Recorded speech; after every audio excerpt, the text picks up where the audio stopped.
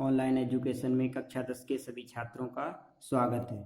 हम बात करते हैं हिंदी गद्य खंड के अंतर्गत एक विधा आती है उपन्यास।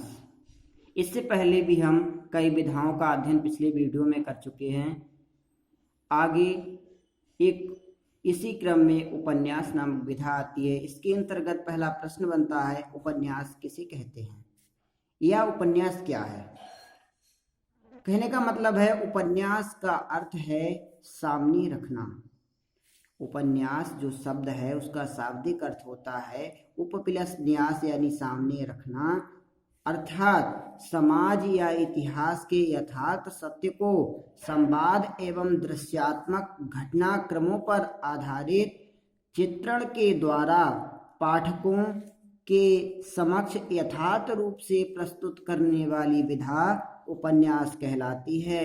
यानी किसी भी संवाद को, दृश्य को बढ़ा चढ़ा करके विस्तृत स्वरूप उपन्यास कहलाता है।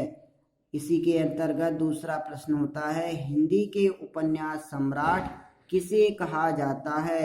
उपन्यास सम्राट उपन्यास का राजा, यानी उपन्यास पर जिसका सर्वोत्तम अधिकार है, जिसने बहुत विशेष प्रकार के महत्वपूर्ण उपन्यास लिखे हैं। तो सही उत्तर हो जाएगा मुंशी प्रेमचंद्र को।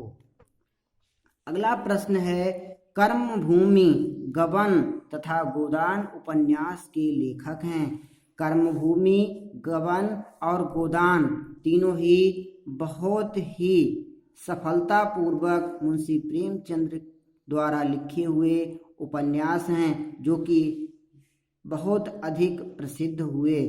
अगला प्रश्न होता है, गुनाहों का देवता उपन्यास के लेखक हैं। तो सही उत्तर हो जाएगा गुनाहों का देवता उपन्यास के लेखक धर्मवीर भारती जी हैं। इसी क्रम में अगला प्रश्न, तितली उपन्यास के लेखक कौन हैं। तो सही उत्तर हो जाएगा तितली उपन्यास के लेखक जयशंकर प्रसाद जी हैं। अगला प्रश्न होता है, बाण भट्ट की आत्मकथा उपन्यास के लेखक कौन हैं। सही उत्तर होगा बाण भट्ट की आत्मकथा के लेखक आचार्य हजारी प्रसाद द्विवेदी जी हैं। अगला प्रश्न होता है, फणीश्वर नाथ रेणु द्वारा लिखा हुआ उपन्यास कौन सा है। तो फणीश्वर नाथ रेणु द्वारा लिखा हुआ प्रसिद्ध उपन्यास मैला आंचल है। अगला प्रश्न होता है, परीक्षा गुरु उपन्यास के लेखक कौन हैं। परीक्षा गुरु उपन्यास के लेखक लाला श्रीनिवास दास जी हैं। अगला प्रश्न होता है, अर्धनारीश्वर उपन्यास के लेखक कौन हैं। अर्धनारीश्वर उपन्यास के लेखक विष्णु प्रभाकर। सही उत्तर हो जाएगा। अगला प्रश्न, शुक्ल युग के दो प्रसिद्ध उपन्यासकारों के नाम लिखिए। तो शुक्ल युग के दो प्रसिद्ध उपन्यासकार वे हैं जो सर्वोत्तम उपन्यास लिखने में समर्थ हुए, प्रेमचंद्र और दूसरे आचार्य चतुरसेन शास्त्री जी।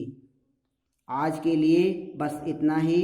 वीडियो पसंद आया हो तो सभी छात्रों से अनुरोध है कि अपने सहपाठियों के साथ अवश्य शेयर करिएगा और सभी छात्रों से विनम्र अनुरोध है कि जो भी कार्य रोज कराया जा रहा है उसे अपनी कॉपी पर अवश्य लिख लें।